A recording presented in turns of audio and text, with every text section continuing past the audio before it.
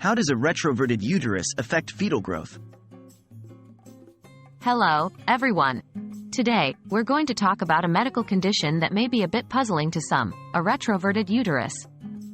This is a condition where the uterus is tipped backwards instead of forwards.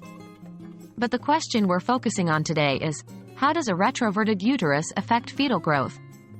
Let's dive in. What is a retroverted uterus?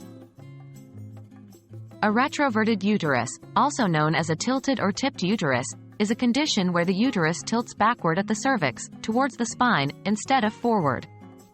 It's important to know that this condition is fairly common, affecting about 20 to 30% of women. In most cases, it's a genetic trait and is considered a normal variation in uterine position.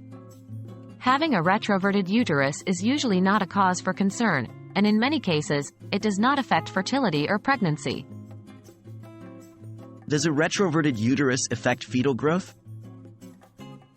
Now let's get to the heart of the matter. A retroverted uterus is usually asymptomatic and doesn't impact the process of fetal growth. That's because the uterus is designed to accommodate the growing fetus regardless of its position.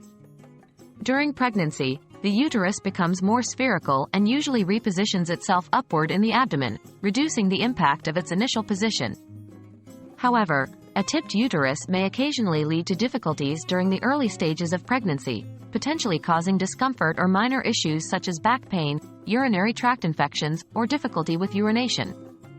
These conditions generally do not directly affect the fetus but can cause discomfort for the mother. When could a retroverted uterus be a problem?